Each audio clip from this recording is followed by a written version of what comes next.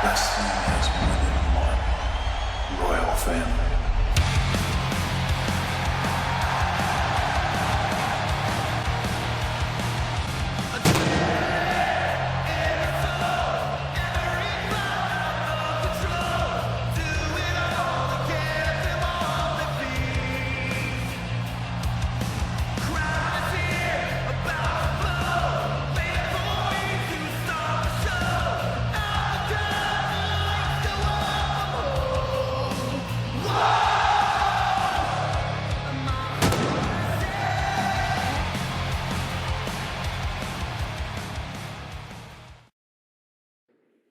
Gracias, Yaef, por la invitación y sobre todas las cosas por permitirme cumplir con la palabra que dije que si era presidente volvía. Así es que en ese sentido, gracias a todos.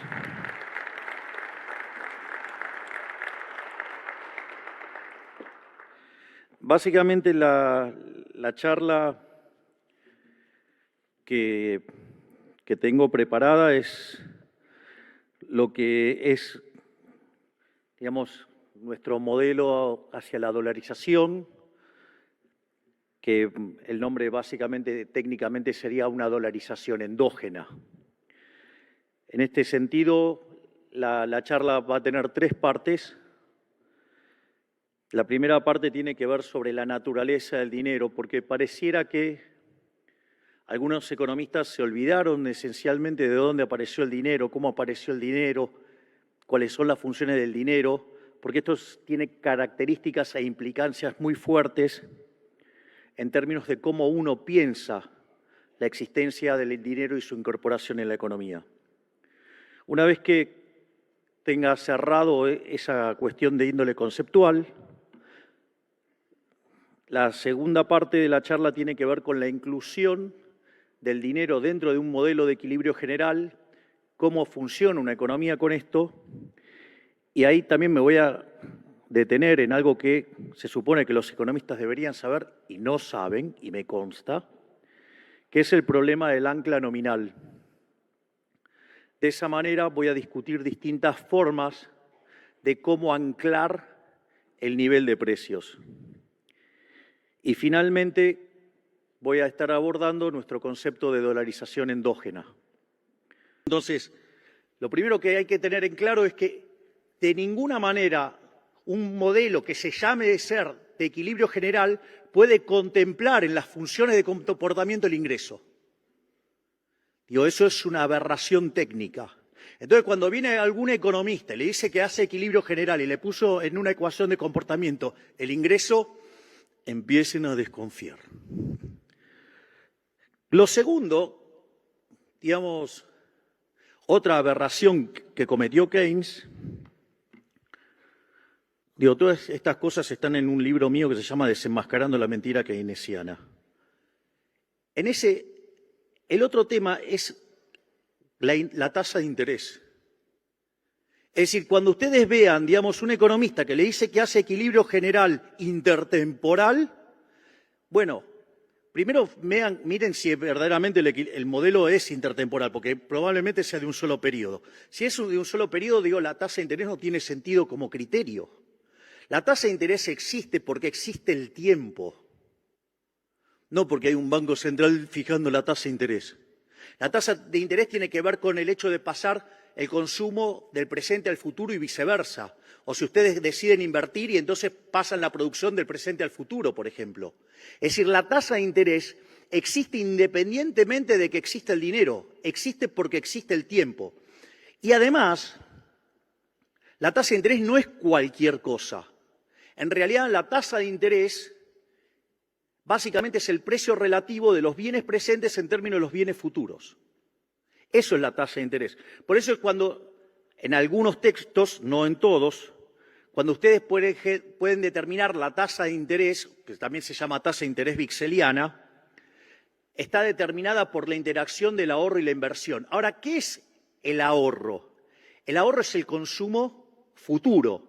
Entonces, cuando la tasa de interés sube, significa que los bienes presentes son más caros que los bienes futuros. Por lo tanto, ¿ustedes qué van a sustituir? Consumo presente por consumo futuro. Por eso, cuando la tasa de interés sube, el ahorro aumenta. Al mismo tiempo, si la tasa de interés bajara, significa que los precios futuros son más altos que los presentes. En ese contexto, ¿qué le convendría hacer a una empresa? En lugar de vender hoy, vender más mañana. Básicamente, la economía de trueque tiene dos problemas. El primer problema que tiene es el de la doble coincidencia. Es decir, supongamos que yo, no sé, quiero comprar pan, pero no hay ningún panadero que quiera comprar mis servicios de economista. Bueno, quizás compró mis servicios indirectamente votándome para presidente. No sé qué intercambio hubiera preferido. Al margen de eso, bueno, si vivía del Estado, seguramente que no. Le estoy saliendo muy caro. Entonces, en ese sentido, ¿cuál es el problema? Yo tengo que encontrar a alguien, un panadero, que me quiera vender pan a mí y a cambio que yo le dé charlas de economía. Lo cual, eso es un poquito complicado, y más en una sociedad extendida. Y aún así hay un problema que cuando resuelvo el problema de la doble coincidencia, tengo otro problema que es el de la indivisibilidad. Porque yo quizás necesito solamente 1 kilo de pan, o sea, yo no voy a dar una charla de economía por 1 kilo de pan. Entonces ahí aparece una indivisibilidad. Y lo que le daría de una charla para, ese kilo de pan, no le sirve para nada tampoco, porque ese bien tiene esa indivisibilidad. Entonces, en una economía que aparecen estos problemas, se empiezan a perder muchos intercambios y el nivel de bienestar cae sustancialmente. A mí hay un personaje que particularmente de historieta que me encanta, que es el zorro. El zorro es un gran personaje como personaje, porque era un anarcocapitalista fabuloso. ¿Por qué? Porque ¿de qué trataba la trama del zorro? El zorro tenía 2 tipos de enemigos. Obviamente, a Monasterio y todos sus soldados, o sea, el Estado, ¿sí? Que venía y le sacaba los recursos para llevárselo a España. La ciudad, estaba cerca del puerto y entonces había muchos ladrones que asaltaban. Imagínense que ustedes van a hacer intercambios y llevaban con ustedes el dinero, el oro. Nada, es como llevar una etiqueta a decir robame, robame, robame. Entonces los atacaba todo y el zorro, ¿sí? No solo que se peleaba con los matones del Estado, sino que además también se peleaba ¿con quién? Con los chorros. ¿Por qué? Porque en realidad si ganaban los chorros, ¿cuál era el problema? Que había menos comercio y por lo tanto, la calidad de vida bajaba. O sea, el Herrscher-Oechling a la perfección funcionaba ahí. Es decir, el zorro se ocupaba de que funcionara el Herrscher-Oechling. Entonces, en ese sentido, básicamente, lo que apareció entonces, ¿qué fue? Certificados sobre el oro y sobre la plata, que era depositado en instituciones, que después se llamaron bancos, ¿no? Entonces se guardaban ahí. Y entonces ustedes después libraban contra esos papeles. Y después iba a la otra parte y iba y lo cancelaba, había todo un sistema de clearing, hasta que se metió en el medio ¿quién? El Estado. Pero bueno, eso es parte de otra historia. Entonces, esto es lo que implicó que aparezca el dinero.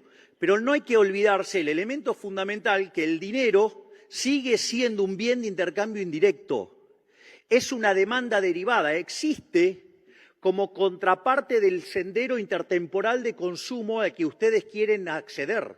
Sirve para eso.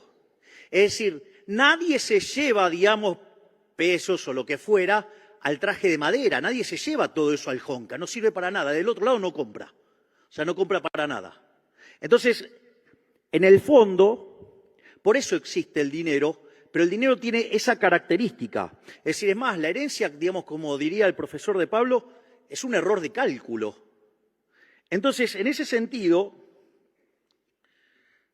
ahora entonces nos encontramos en un modelo de equilibrio general, ya vimos las características que tiene un modelo de equilibrio general, cuyas funciones de exceso de demanda son homogéneas de grado cero, solamente están los precios de los bienes presentes, los precios de los bienes futuros, la relación de precios relativos entre los bienes presentes y futuros de cada tipo de bien, digamos, tienen que estar mapeados para que todo el modelo quede arbitrado en una tasa de interés única, que es lo que se llama la tasa de interés vixeliana y que es la que coordina intertemporalmente la economía entre el presente y el futuro. Porque si hay algo que también me produce un fastidio gigante, es cuando hablan del pass-through. En realidad, la inflación es siempre, en todo lugar, un fenómeno monetario que se produce por un exceso de oferta de dinero. Cuando se genera ese exceso de oferta de dinero, ya sea o porque subió la oferta o porque cayó la demanda, pasaron las dos cosas a la vez, pierde poder adquisitivo el dinero. Y todos los precios en unidades monetarias suben. Ahora, ¿qué es lo que pasa? Como el dólar es un activo financiero, sube primero. Y después suben los otros precios. Eso, digamos, quien mejor, la mejor expresión de eso, o la mejor explicación, es lo que se llama el efecto Hume-Cantillon. Y eso se puede hacer y se puede mirar con el tipo de cambio, el dinero y cómo se mueven. Entonces, supongamos, por ejemplo, no sé, un shock en el cual cae la demanda de dinero. Si la gente ahora se quiere desprender del dinero, ¿cómo actúa generalmente la caída de la demanda de dinero en Argentina? Yo demando menos dinero y paso a demandar, ¿qué? Dólares. Entonces sube el precio de la moneda extranjera, el precio del dólar, sube el tipo de cambio, ¿sí? Tengo una devaluación. Atrás de eso, ¿qué me pasa? Me sube el precio de los transables. Atrás de eso me suben los precios mayoristas. Atrás de eso me suben los minoristas. Y por último, me suben los salarios. Es decir, que en el medio yo genero una brutal redistribución del ingreso en favor del sector transable y en franco detrimento del no transable más atrás de la cola de todos, que es el trabajo. Por lo tanto, ahí tienen, ¿qué pass-through? No hay pass-through, es un problema de dinámica de cómo ajustan los precios. Es decir, el pass-through es, digamos, el análisis del pass-through es un abuso del uso de las matemáticas. A mí me encanta cuando viene el economista y dice, no, bueno, lo que pasa es que el pass-through es muchísimo más alto cuando hay inflación más alta y es más bajo cuando hay inflación más obvio. Digo, es un problema de abuso de la estadística.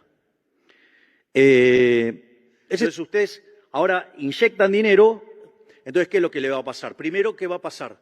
Le van a subir los precios minoristas. Al mismo tiempo que le suben los precios minoristas, también le suben los salarios. Eso hace que se deterioren las cuentas externas y al mismo tiempo también le suben los mayoristas. Y después de eso terminan devaluando.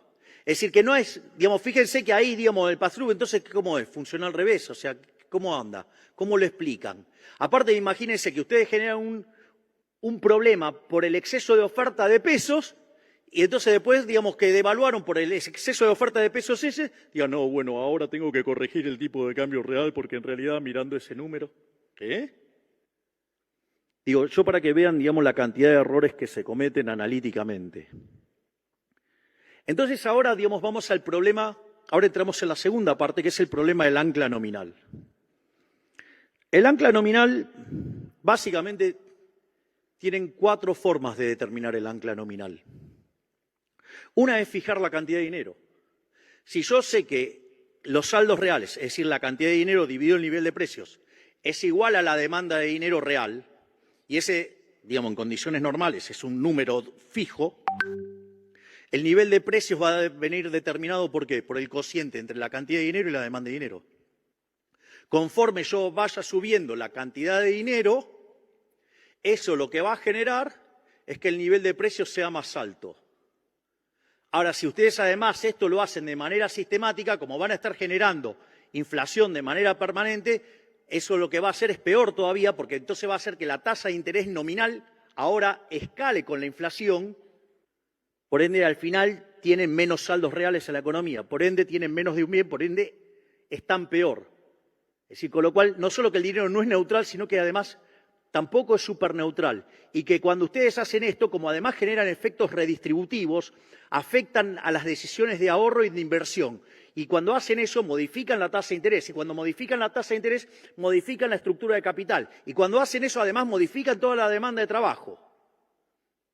Entonces, claro, digo, cuando ustedes, digamos, terminan de hacer un efecto expansivo y dejaron toda la estructura de la economía desequilibrada, claro, el día que estabilizan y van a romper capital en un lado o en otro y se va a tener que recomponer en otro lado. Consecuentemente, en la transición, y sí, van a generar desempleo.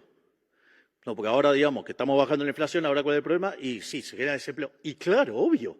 Digamos, si estamos limpiando la basura que se hizo durante los últimos 20 años, por no decir desde 1935 en adelante. Ahora, después hay otra forma de anclar el nivel de precios, que es fijando el tipo de cambio. Si ese, digamos, es el que más se ha usado regularmente en Argentina, y de hecho el programa más exitoso de la historia argentina fue la convertibilidad, que era básicamente anclar el tipo de cambio. Cuando ustedes fijan el tipo de cambio, dado que somos un país pequeño, por ahora, abrazando la silla de la libertad, vamos a volver a ser un país grande, pero por ahora vale los supuestos de país pequeño, ustedes van a tener el nivel de precios internacional dado. Por lo tanto, dado el tipo de cambio, dado los precios internacionales, eso le determina el nivel de precio local. Y obviamente, dadas esas dos cosas que están fijas, el nivel de precios local tiene que ser fijo también. Y si tengo fijo el nivel de precios y la demanda de dinero, por ende, ¿qué es lo que sale por default? ¿Qué es lo que sale endógenamente? La cantidad de dinero. La cantidad de dinero dentro de la economía va a estar determinada básicamente por la demanda de dinero. Por eso, digamos, quien mejor lo explica y quien más claridad tiene sobre esto es Arriazu. Es una de las personas que mejor entiende esto. ¿Por qué?